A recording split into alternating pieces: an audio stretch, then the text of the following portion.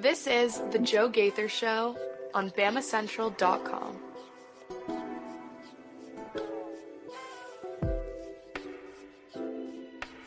Good evening, Tuscaloosa, West Alabama, Internet world. How's everybody doing out there on the Joe Gaither Show? This is the Joe Gaither Show on BamaCentral and BamaCentral.com. You're watching me on YouTube, on Facebook, and on Twitter. You're listening to us on Spotify, Apple Podcasts, and on Amazon. And it's Sunday. It's Sunday, and usually we don't do a whole lot of episodes on Sunday. Usually we don't do a whole lot of work at all on Sunday, but we should bring you an episode today from Phoenix, Arizona. Yep, we're still here. If you're watching us on the platforms, you can see us right here in the hotel room, hanging out right here in downtown Phoenix as Alabama lost to the UConn Huskies 86-72. First off, you can jump into the show and let us know how you thought or what you thought of the game last night, right there at Joe Gaither 6 on Facebook, Twitter, and YouTube. You can send me a comment, question, query, and complaint, or just let me know what you thought of this season. What was your favorite memory from this season? Let's talk about the game last night. All right, well, let's get into the Final Four. It was an absolute blast, first off, for anybody who's not been to a Final Four. It was my first time at the Final Four, and it absolutely rivaled the national championship game, my national championship game experience, and it rivaled my time in Dallas for a big bowl game. So, yeah, it was awesome. It was incredible to see Purdue and NC State. Look, we got in there. The game started at 3 o'clock local time. We got in there about 12:30, 1 o'clock, just 2 hours just to get settled for the Purdue game. And really, we were just there to take in the scenery for the Purdue and NC State game. And the amount of Purdue people that came to Arizona, at least for the first round. Obviously, you're going to expect that they stayed for tomorrow night's championship game after their great results against NC State. But they really they really showed out. They really showed out. And the NC State folks did as well. The atmosphere for that first game was really incredible. I've never seen a basketball game in a football stadium before until yesterday. Very unusual. Very unusual setup as the court was kind of, it was raised on a platform and really a lot of the day I found myself, our seats were good. Our seats were really good. But a lot of the day I found myself watching the games on the big screen, the Jumbotron above, or the two big screens inside State Farm Stadium, just because of the setup. It was, we were 4 rows back in the media section in the end zone. We had a great corner seat, but it was just very unusual for me to watch a game that way. Not a bad way at all. But I enjoyed it. But it was just I found myself watching the screens a bit more through both games. But as far as the atmosphere, the Purdue fans showed up en masse, and they won the game pretty handily. That's what a 1 seed should do to an 11 seed, and you give NC State a whole lot of credit for winning so many games in a row. I mean, if it weren't for a bank shot against who is that, Virginia, in the ACC tournament, their season would have ended weeks and weeks and weeks ago. But Zach Edey goes up against DJ Burns and gets the better of DJ Burns, and Zach Edey is easily the most physically imposing human I have seen in person in my entire life. I don't know really. Look, you got the big debate with Zach Edey. Is he good or is he just tall? I think he's certainly good, and he certainly works at his craft. You can tell that by the things he does at the free throw line and his positioning and his passing.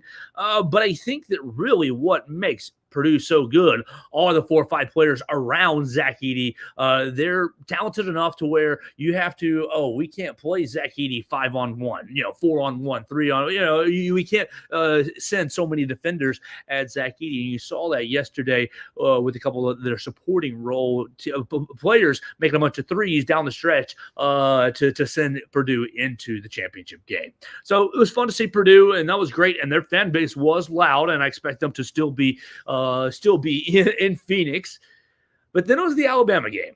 Alabama and UConn, and it was certainly the lesser of the atmospheres. I don't want to say that it wasn't a lot of Alabama fans there, because it was. There were a lot of Alabama people there, and the students while the student section that they had reserved off for them wasn't completely full, it was a good 70% full. And look, that's a tough trip for a student. That's a tough trip for anybody. It was a tough, well, it wasn't an easy trip for us. I'm not complaining about it, but it just is, it's a long way. And when you've got logistics involved and big money involved, and you got to take time off work and school and this and that, you got to give the students a lot of credit.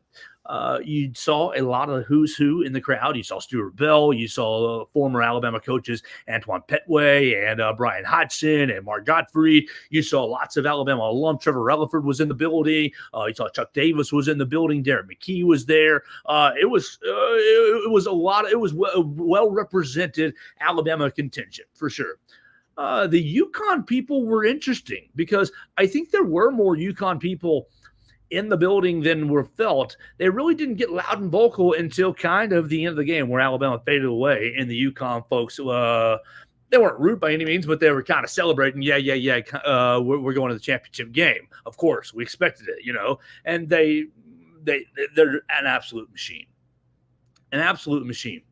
I thought when the game ended, well, back up. In the middle of the afternoon, I thought, okay, if Alabama's season is over tonight, I'm going to need to control my emotions. I'm going to be really, really sad. I'm going to be really, really sad because, you're right here on the precipice of winning a national championship and you don't do it. I'm going to be really, really sad. In just the finality, I usually just get sad over things that, win things in.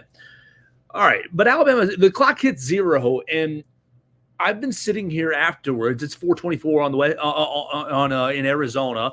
They're on mountain time, but they don't do daylight savings time, so they're essentially on the West Coast time. It's 4:24, so we've been at it today.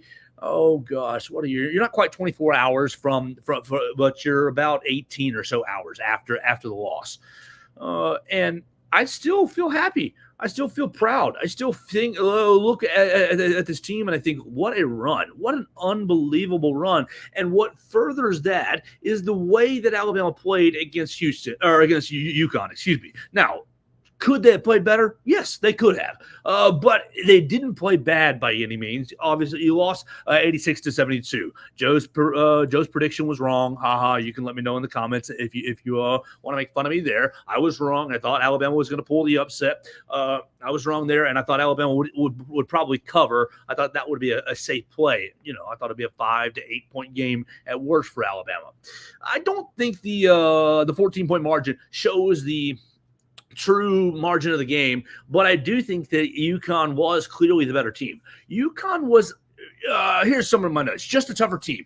They ran you off the 3-point line, and they forced you into tough looks. Now, the first half, you were incredible from 3. What were you, 7 of 10? I think it was, is what it was, 7 of 10. No. That first half. Oh, I'm getting confused. Oh, that's UConn. I'm sorry. They were 8 of 11. Excuse me, 8 of 11. So they're right there. I mean, you're rocking at 72%, and you're thinking, oh gosh, 8 of 11. You go back to the earlier prediction. You needed to hit 16 threes. You're halfway there. You needed to hit 16 threes or go at 40%. You're well ahead of that 40%. So you're sitting there feeling really good. But you look up at the scoreboard and you're down. What was it? 5 points? Yeah, 4 points, 44-40, and you're thinking, oh my gosh, we've hit 8 threes. Alabama's hit 8 threes, and you're down by 4 points. You're not feeling so good about that aspect. UConn, what they do, I mean, you go to the second point from our keys to the game, our keys to get Alabama to the upset. Oh, I said 13 or fewer. Yeah, 13 or fewer turnovers. Alabama only turned the ball over 8 times. So you did well in that aspect, and you were doing well in the first half. Now, the second half, I mean, you play both halves. The second half came up, and Alabama was only able to go 3 of 12 from beyond the arc. And I don't really think it was necessarily – I don't necessarily think it was, oh, you're taking bad 3-pointers. Look, UConn, what they're doing defensively, they're getting Alabama later into shot clocks than really Alabama was all season long. I think there was only 66 offensive possessions. Alabama's closer to running 85, 90, 93 possessions a game. So you're cutting down Alabama's opportunities to a high degree. And why were they doing it? Well, one, you got to give credit to you credit UConn's defense, but you also credit Alabama for not rushing shots just to rush shots. But UConn was forcing Alabama to get to first and third and fourth options, getting down into a shot clock, working a possession, and really taking tough shots, especially in the second half. They're just tough defensively. And my note says Alabama really felt the weight. I think UConn's weight wore Alabama down. And not really that they were a heavier team pound for pound. Yeah, Klingon and Caravan are heavier in the post than obviously Nick Pringle and Grant Nelson, but I think they really play a heavy style. They play deliberate actions on offense, really heavy. They set really heavy screens. I mean, Donovan Klingon took Rylan Griffin clean out on a screen from a sideline out of bounds. They play really patient offense, so they're getting really good shots, and their defense is really annoying. Their defense is really gritty. Every rebound is contested. You see millions of hands going up, for every single rebound. I think they just play a heavy style. They don't turn the basketball over. I said Alabama only turned it over 8 times. Well, UConn only turned it over 4 times. You can say, oh, well, Alabama could have stepped it up on the defensive end, but UConn just played so patiently, so deliberately. I mean, they played like the defending national champions, like a team that's gone and won every single tournament game by double digits. Do I have a problem with the way that Alabama played? No, not really at all. I just think that you ran into a team that's maxing out, a team that's skilled 1 through 5 and skilled off the bench. But you heard after the locker room what made them so tough to defend Latrell Wright. So what made them so tough to defend Aaron Estrada? And they said, oh, well, we had a good feel of their sets. We had a good feel of their initial offense, but their initial offense has so many counters and baits and switches that it makes it tough to keep up with over the course of a game and over the course of a possession. Subsequently, they have, you got Alex Carabea. You got Donovan Klingon, who he had a great night, 18 points and 5 rebounds, but he wasn't even the leading scorer. Stephon Castle was, and while that was the game plan for Alabama to try to see if you can get Stephon Castle, leave him open to shoot, and it worked for Alabama, 2 of 6 from the 3-point line for Stephon Castle.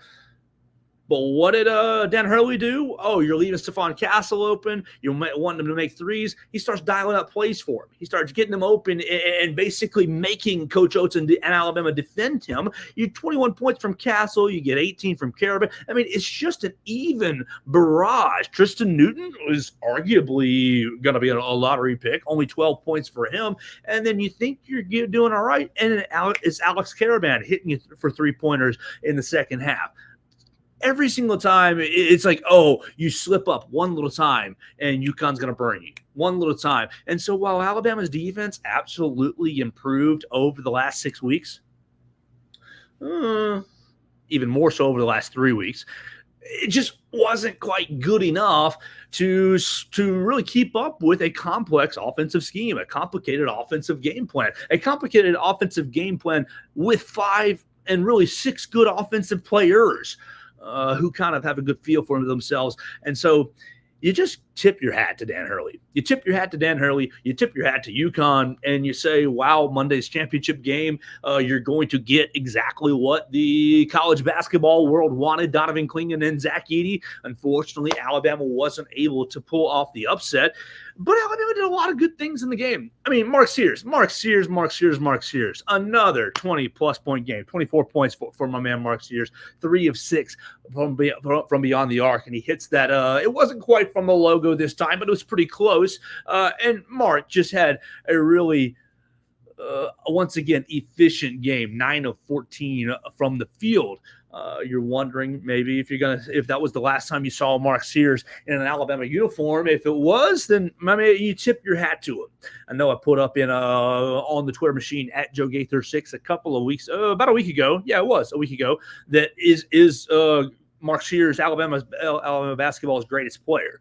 While I really hate the greatest player discussion because I think that it discredits, if I say Mark Sears is the greatest, then it discredits Derek McKee, or it discredits, lots of other great players. It discredits Reggie King. I don't really like to do that, but I do think that he is in that conversation, and this tournament run just kind of stamped himself. stamped himself, wrote himself in crimson flame.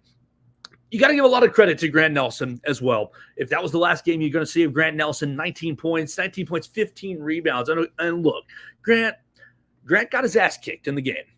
And not really in the, look, he came out and I had a good stat line, but he was getting his butt kicked just physically. And I think that Alabama fans need to really appreciate what Grant Nelson has done this year, playing kind of out of position, taking on really the who's who of the big men in college basketball this year. And sure, did he do great always? No, but he fought, and I think he really gave his all, and you could see that night in and night out. I think he was overmatched many nights in the post, and he was overmatched. He was overmatched last night against Donovan Clingan as well. Donovan Clingan basically got whatever he wanted right around the rim, but you cannot say that Grant didn't give you his all. Grant comes out and makes the first three-point shot, and he has that thunderous dunk over Donovan Clingan that he will have forever. And that thunderous dunk is probably going to be Alabama's basically Final Four highlight for their first trip to the Final Four. You got that thunderous dunk plus Mark Sears' deep three-point shot. Those are your two big highlights. And they're great highlights. I mean, they're going to stand up with any others. Obviously, you'd like to have the win, but for a first-time appearance, shoo-wee, you're going to have I don't know what it was on SportsCenter last night, but it had to be in the top 10. Grant Nelson going down the lane and throwing it down on Donovan Clingan. He battled. He was just a bit overmatched and not always playing in his most true position this season. And then the last one I want to get into is Aaron Estrada. Aaron Estrada, the mid-range merchant. Aaron Estrada, 13 points, 3 rebounds, 3 assists. And he really, I think, did his best to push the pace. Look, Mark Sears, while I think he's an excellent driver, I don't know how good a shot creator, individual shot creator, especially on the outside, that Mark Sears is. He gets to the rim very, very well and showed that all year long. Aaron Estrada was a bit better at kind of the ball handling, and creating some shots for himself. You saw that in yesterday's game. He had that very nice scoop layup from kind of the mid-range court.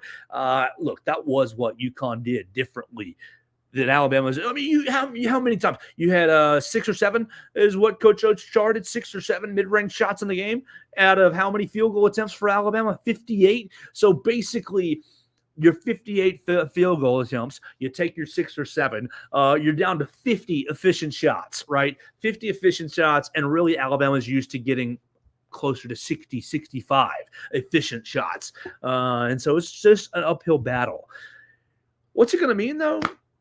It's going to be everything. I mean, Alabama is now can now say that they've been to a Final Four.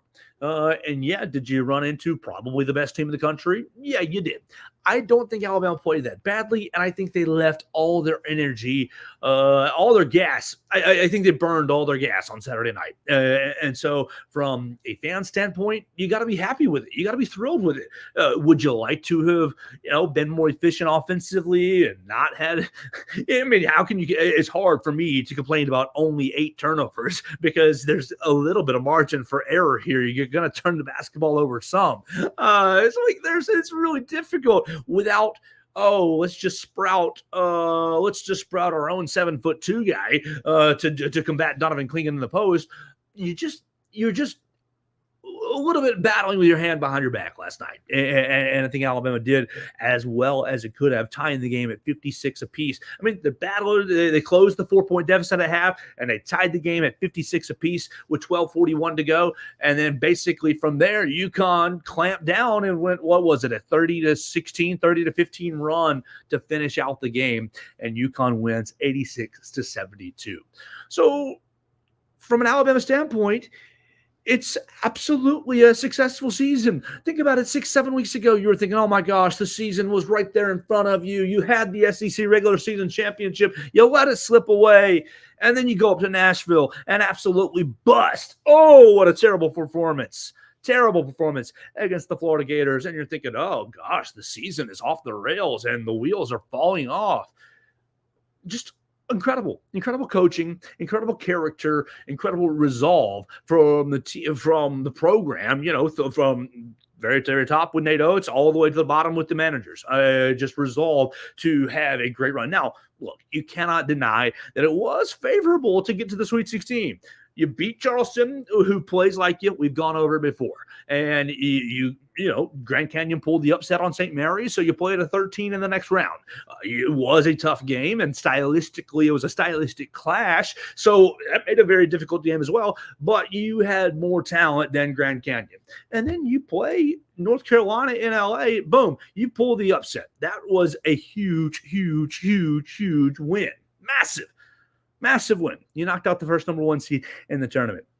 And then at that point, you caught another good break with Clemson beating Arizona. I thought that really an Arizona matchup in an Elite Eight game was going to be very, very tough for Alabama. But when Clemson pulls the upset, you've got to take advantage of it. And Alabama absolutely did. Alabama says, oh, we let one get away in November against Clemson. We didn't play very well. We didn't know ourselves very well. And look, you cannot say they found themselves. The Crimson Tide found themselves at the right time, found themselves at the very last minute. So while Clemson came in and beat Alabama at a moment where they didn't really know who they were, you got to take advantage of it. 4 months later, 3 months later, and they did.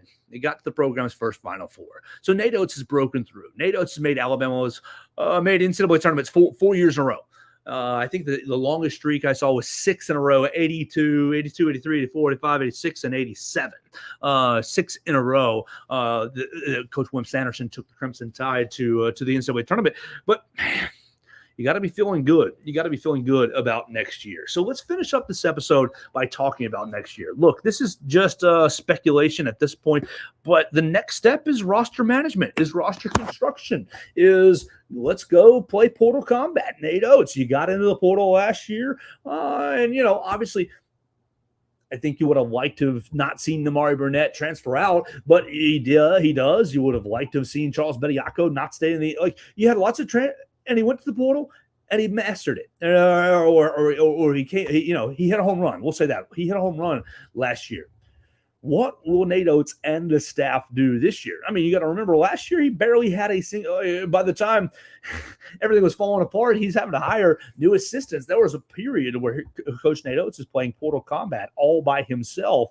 Now he's got Preston Murphy, and at least for now,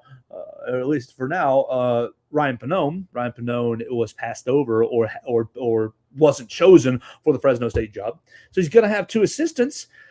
Let's talk about the roster. The only guy that's out of eligibility is Aaron Estrada. So we say sayonara to Aaron Estrada. He's going off to greener pastures, maybe playing overseas or doing something else. But he's going to be gone for sure. That's the one guarantee.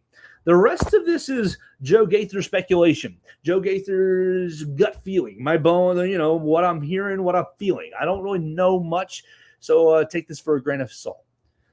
Look, I think that Muhammad Wagi, Nick Pringle, Grant Nelson, and Davin Cosby are going to be kind of the guys that you're going to be looking at. I don't know if they're going to be coming back to the program.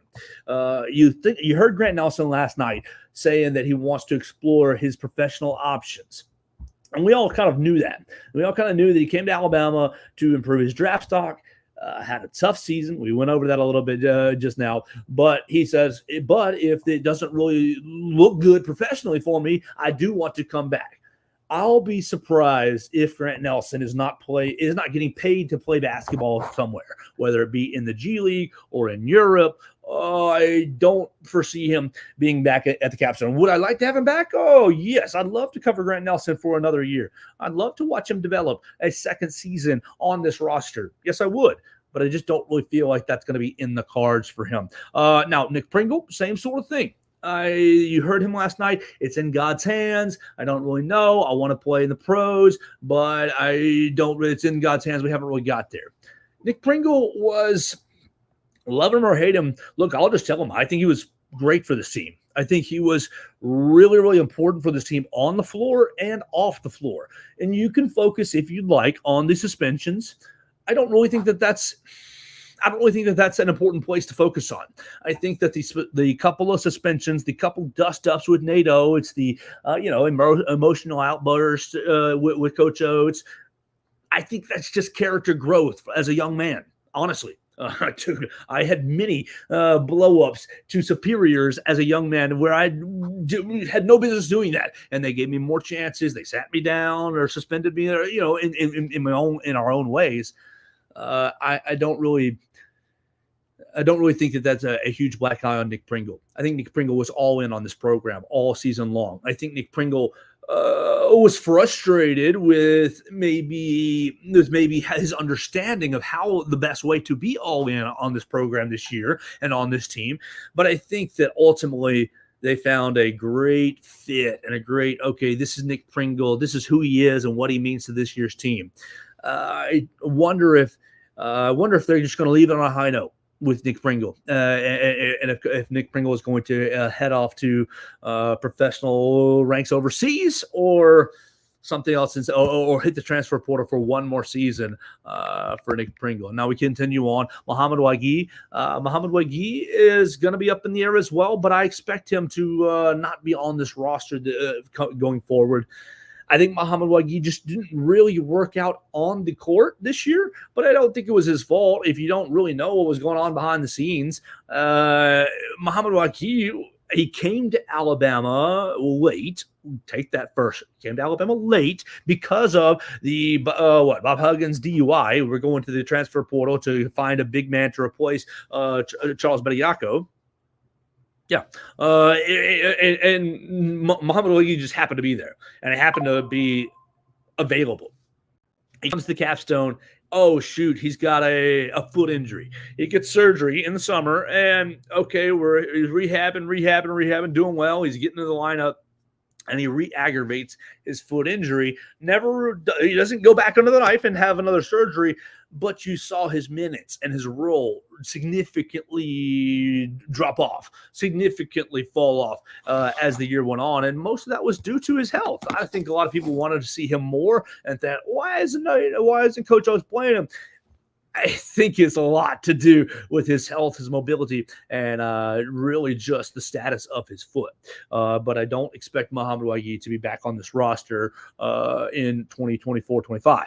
You continue on, Mohamed Wague, Nick Pringle, and Estrada. Davin Cosby's the last one that I've got on my I am guessing. Again, this is all a guess that he's going to be playing college basketball somewhere else. I think Davin Cosby shined a good bit in his opportunities this year. Obviously, he broke his foot towards the end of the year, and that's going to be a setback for him. His next step really is rehabbing the foot. He's got to figure out if he's going to be rehabbing the foot here in Tuscaloosa, and maybe that does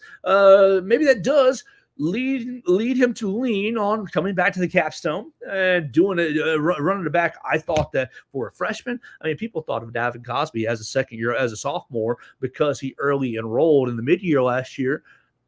Really, this was his freshman year. So would he be a player that I'd like to see what he can do growing in this program? Yes, I would. But you're going to see turnover year in and year out in college basketball. You're not dumb. You're the viewer. You know college basketball. You've been listening and watching for as long as you can remember. And since the transfer portal has been a part of the game, 4 years now with the portal, I think. 6. I think it was 2018. But since the portal been invented, you've had roster turnover just crazily. So this is just my educated guess. All right, what do you know is coming back? What do you know is going to be on the roster? You've got Aiden Sherrill, Darian Reed, Nas Cunningham, and Houston Millett. 4 guys that are on the roster next year. They're committed. They've signed. They're booked. They're coming to the capstone. Now, Houston Millett, you're going to see, you got to get him here, and you got to get him a part of the team. You never know if it's going to be a Jaquan Walton situation, but I would highly, highly, highly, highly, highly doubt it. I think it's pretty much set in stone that those 4 guys are going to be on the team next year. I think you're going to get Jaron Stevenson back. I think it's very important that you get Jaron Stevenson back. Jaron Stevenson grew through this year, and you get him another year in the weight program. Remember, he was supposed to be a high school senior. He just completed his freshman year. He's going to come back. I think he's going to come back, and I think he's going to be a really important piece for Alabama to work around and really might feature next season. Going on, this name might, look, it's going to be 50-50 on Mark Sears, but my gut feeling says you're going to get Mark Sears back. And if you do, third year Mark Sears in the program, I think it's going to be special. You go back, 10 minutes ago in the program, I asked, is he the greatest player in Alabama basketball program history? This year, one single year as the leader, he played the Robin role, sort of. He was one of the many ancillary roles to Brandon Miller last year. He asserted himself this year. He was absolutely the unquestioned leader on offense. You get a third year of Mark Sears, a second year of lead dog Mark Sears. He might make that question really, really easy for you. But just my gut feeling, I think you're going to get Mark Sears back, and that's going to be huge for Alabama. Now, just as easily, he could go into the league and get a two-way or get a G League contract. You've heard lots of people, oh, he looks like Jalen Brunson. He looks like Jalen Brunson. Well, Jalen Brunson's been doing incredible for the New York Knicks, and if people are seeing that comparison and want to go ahead and get their hands on him, you might say bye-bye to Mark Sears, and you're going to have to go out and look for a point guard. Woo! I think the Latrell Wrightsel's, I feel pretty comfortable, pretty confident to say Latrell Wrightsel's going to be coming back to this roster. And I think that, you don't like the head injury stuff that happened. You don't like that for anybody. You don't like it for anyone on any team, rivals or not, or whoever.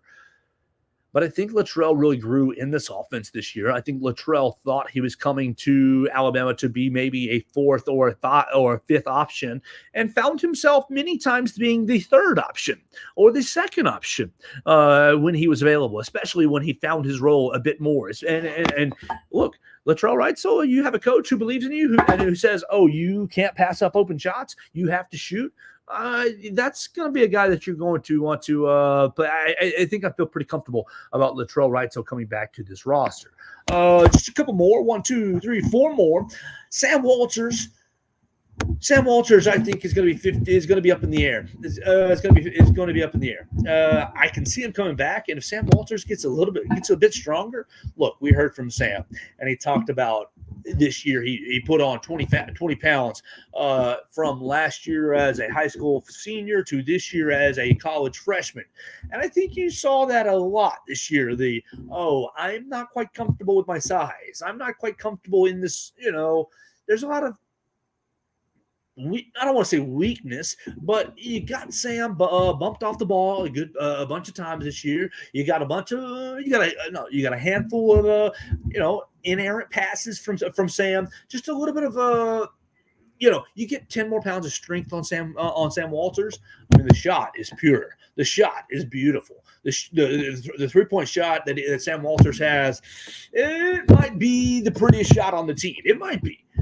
Just from a pure form standpoint. So offensively, you definitely want to keep that shot in the offense, and you definitely want to see it develop for a second year. But Sam, I'll just say I won't be surprised if he tests the waters and jumps in the transfer portal and sees if somebody's going to offer him a bigger role at a different university.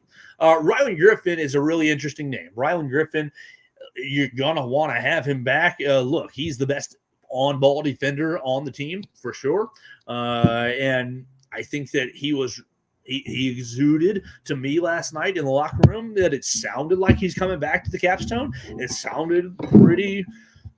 Nothing's for sure. I don't want to say that. Nothing is for sure, but it sounded like a pretty much foregone conclusion that Rylan Griffin's going to be back at the Capstone next year. Can it change tomorrow? Absolutely, it can change tomorrow. So take that for what it is. But I think Rylan Griffin's going to be back for this team. Chris Parker and Mohamed Diabate. These two guys are very similar, but both in the fact that they were freshmen. Obviously, Chris Parker, we didn't see him play at all this year. Redshirted. And we saw Mo Diabate, and Mo filled many different roles this year. I loved him.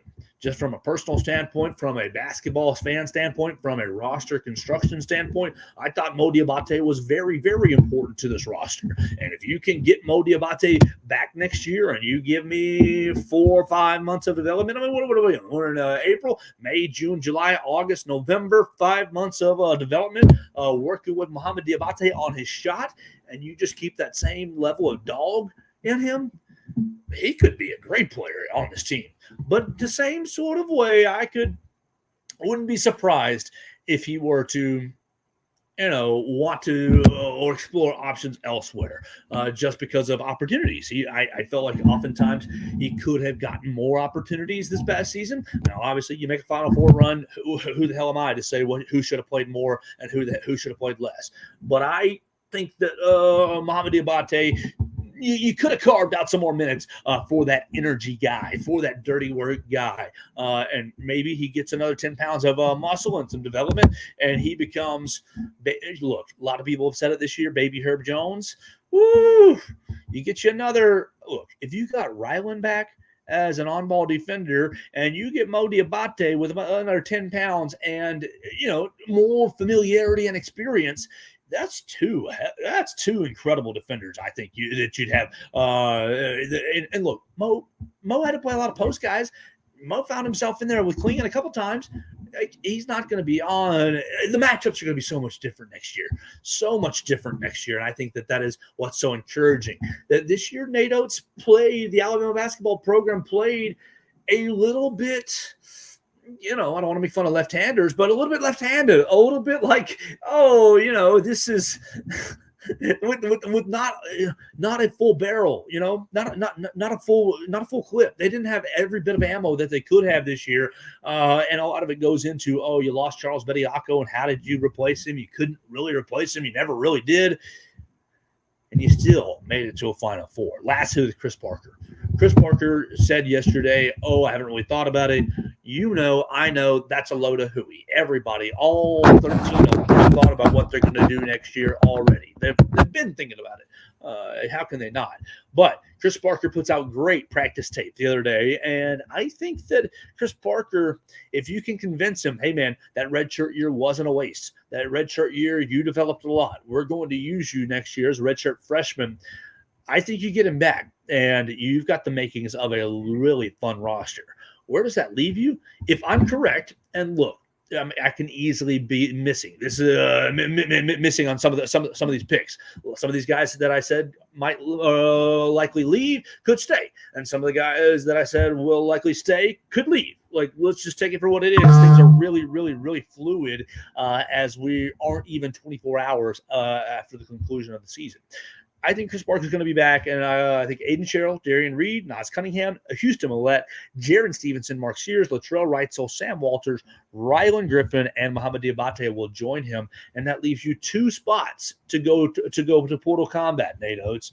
2 spots to go find yourself another big man to support Aiden Sherrill, to help him out. You don't want to leave. You don't want to be reliant on the freshman. You obviously are excited about his prospects as a center, but you don't want to be relying on him. You want him to be the second guy. You want him to be the second guy playing off someone with a lot of experience. And so you go out and get a big man in the portal, Nate Oates, and we will see what happens.